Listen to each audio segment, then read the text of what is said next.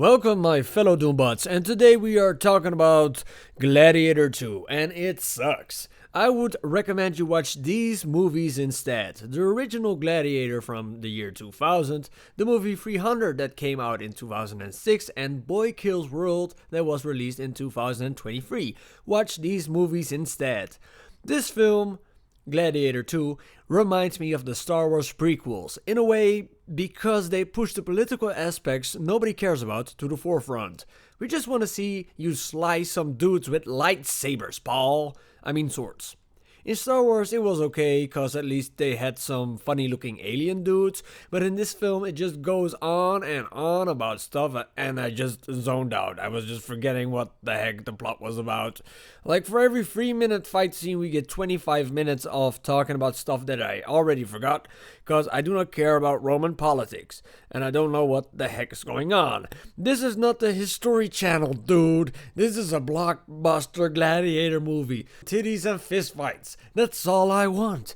Paul Mescal plays our main protagonist, and people say he can act, but the script is really bad, and his character sucks. In this movie, he is either really quiet, crying, or angry, screaming at his mom. So he's just playing a 30-year-old teenager. Oh, and his speeches suck. He keeps on saying, "We are not going to die, because where we are, death is not, and where death is, we are not."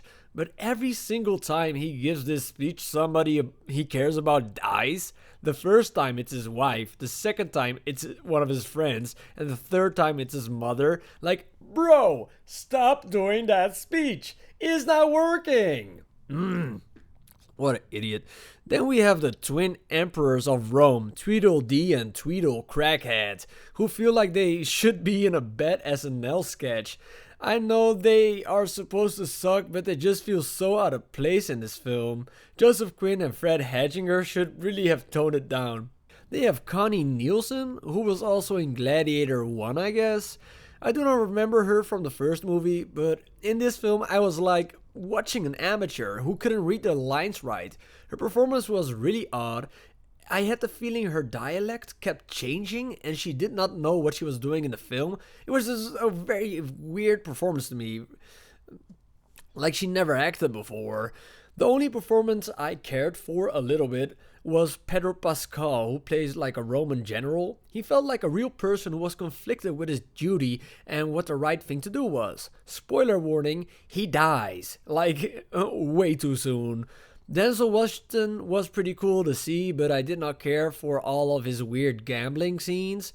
Like he wins a bet and then he is basically the owner of some Roman politician dude. But if I was that dude who he made the bet with, I would be like, bro, we have nothing in writing except for a handshake. I don't owe you shit and fuck off. Also, the ending is super dumb. So Denel Washington kills Gladiator's mom by shooting her with an arrow. And after that, he grabs a horse and flees to the edge of Rome because there's an army there that wants to invade Rome. But because Gladiator guy turns out to be the prince, and that means that Maximus cheated on his wife. This is really odd. And after all this political bullshit, it just ends with two dudes punching each other and stabbing each other in a lake. And then Lil Maximus kills the bad guy to follow it up with another one of his great speeches. Like he gives a speech, there's like 1,000 people around him, but he gives a speech and only 20 people can hear him. And after his dumb speech, everybody just goes apeshit. Like, yeah, you're the king. You're the new Roman king. Like, if you go like 4 meters away from him, you don't even hear what he's saying.